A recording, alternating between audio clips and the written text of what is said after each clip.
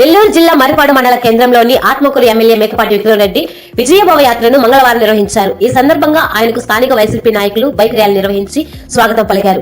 MLA Mekapati bike నడిపి నాయకుల్లో కార్యకర్తల్లో ఉత్సాహం నింపారు.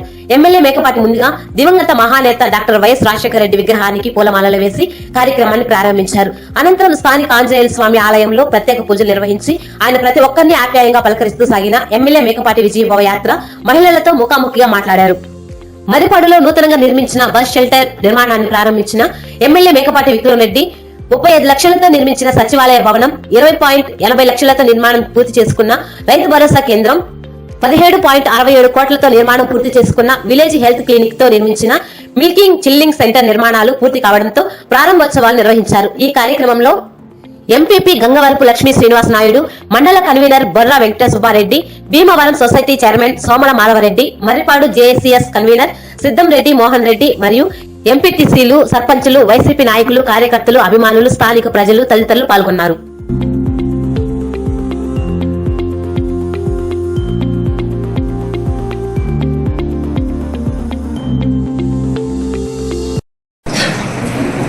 అందరికీ నమస్కారం. ఈనాటి విజయభవ యాత్రలో మర్రిపాడు సచివాలయంలో మన ప్రభుత్వం వల్ల అభివృద్ధి పనులు ఏమేమి చేశామో దానికి అన్ని ఓపెనింగ్ సెరమనీలు పెడుతూ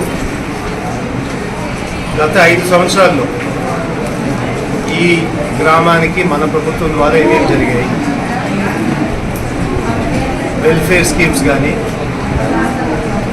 మిగతా ఇన్ఫ్రాస్ట్రక్చర్ వర్క్ కానీ, సచివాలయం కానీ, ఆర్బీకే కానీ, రోడ్స్, డ్రైనేజ్, అయ్యే కాకుండా ఇంటింటికి కూడా వాటర్ సప్లై స్కీమ్, ఇవన్నీ కాకుండా మనం దాదాపు ఆత్మకూరులో 20,000 ఎకరాలు మళ్ళీ రైతు చేతుల్లో పెట్టడం జరిగింది.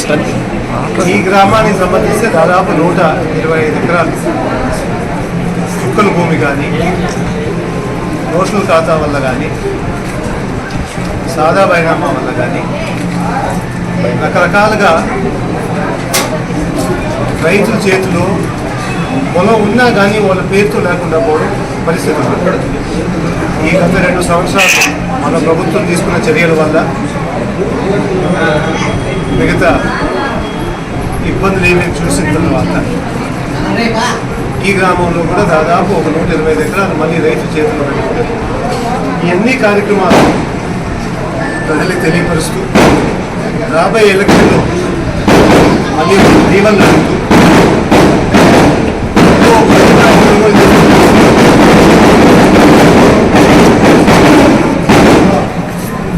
ప్రతి గ్రామంలో కొత్తగా ఏంటంటే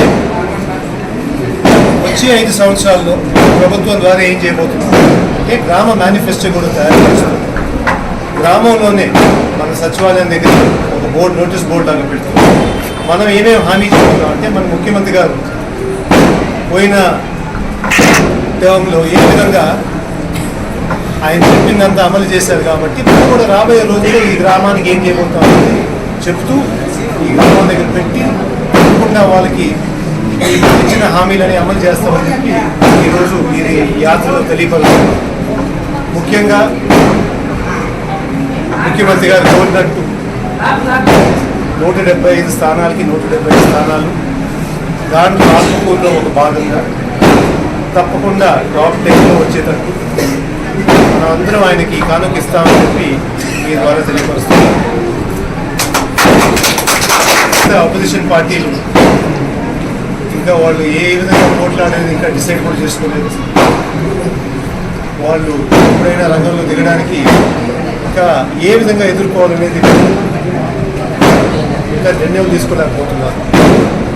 అంటే ఎప్పుడు ఈ విధంగా పరిపాలన చేయలేదు కాబట్టి మేనిఫెస్టోని గౌరవంగా తీసుకుని అది పూర్తిగా 99% ఇంప్లిమెంట్ చేసింది. అదే కాకుండా గ్రామ స్థాయికి పరిపాలన తీసుకొచ్చారు. టీడీపీ కానీ, మిగతా జనసేన కానీ ముందు ఈ విధంగా పరిపాలన చూడలేదు కాబట్టి ఒక రూపాయి కరప్షన్ లేకుండా ప్రజలందరికీ ప్రభుత్వం దగ్గర నుంచి వచ్చే పథకాలు కానీ ఒక ఇబ్బంది లేకుండా చేరిపోతుంది. ఆ వ్యవస్థ తీసుకొచ్చింది సచివాలయం వ్యవస్థ. దాని తర్వాత వాలంటీర్ ద్వారా, మిగతా విఓఏ ద్వారా అన్ని పథకాలు మన ప్రభుత్వం, మన ముఖ్యమంత్రి గారు ఏమి హామీలు ఇచ్చారు పెద్ద ఎత్తున అమలు చేశారు. కాబట్టి వాళ్ళకు కూడా ఇబ్బందిగా ఉంది ఏ విధంగా ఎదుర్కోవాలని చెప్పేది మన ప్రభుత్వం. ఇంకా మేనిఫెస్టో కూడా గత 4 నెలల ముందే చేస్తామని చెప్పడం జరిగింది. కానీ ఇప్పుడు దాకా రిలీజ్ చేయలేకపోయారు. వాళ్ళు ఒక క్యాండిడేట్ కూడా డిసైడ్ చేయలేకపోయారు. దాన్ని డిసైడ్ కూడా చేసి అనౌన్స్మెంట్ కూడా చేయలేకపోతున్నారు. అంటే వాళ్ళు కూడా ఏ విధంగా ఎదుర్కోవాలనేది ఇబ్బందిగా ఉంది. ఇంకా కొత్త ఏం పెట్టుకోవాలనేది రోజు రోజుకి వాళ్ళ గ్రాఫ్ తగ్గుతూ ఉంది. కాబట్టి ఇంకా కొత్త జాయింట్ వెంచర్ కోసం ఎదుగుతూ ఉన్నారు. అది ఎదుగుతూ వాళ్ళ టైం అంతా అయిపోతుంది. ఇంకో కొత్త పార్టీ కూడా వచ్చింది రీసెంట్గా, కాంగ్రెస్ పార్టీ కూడా.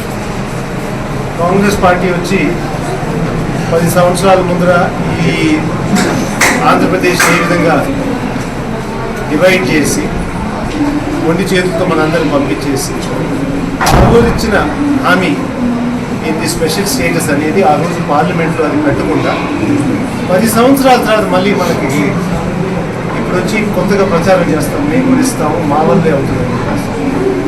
వాళ్ళందరికీ ఒకటే ప్రశ్న, ఎట్టా ప్రజలు ఎట్టా మిమ్మల్ని ఇంకా 10 సంవత్సరాలు ఎట్టా సమీక్షలు. కానీ మీకు నిజంగా ఆ ఆలోచన ఉంటే మాత్రం ఫస్ట్ స్టెప్ మన చుట్టుపక్కల ఒక 3 రాష్ట్రాలు ఉన్నాయి.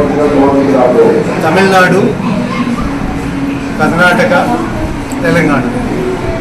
ఈ 3 స్టేట్లు కాంగ్రెస్ ప్రభుత్వంగానే ఉంది.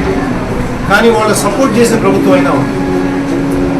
వాళ్ళు కోరేది ఏంటంటే ముందు ఇక్కడికి వచ్చి ప్రచారం చేసే ముందర ఆ 3 స్టేట్లు ఏమున్నాయో వాళ్ళ దగ్గర ఒక తీర్మానం తీసుకుంది, వాళ్ళ అసెంబ్లీలో ఒక తీర్మానం తీసుకుంది, మాకు ఆంధ్రప్రదేశ్కి స్పెషల్ స్టేటస్ ఇచ్చేది దానివల్ల ఏమి ఇబ్బంది లేదు అని చెప్పి ఒక తీర్మానం తీసుకుంది.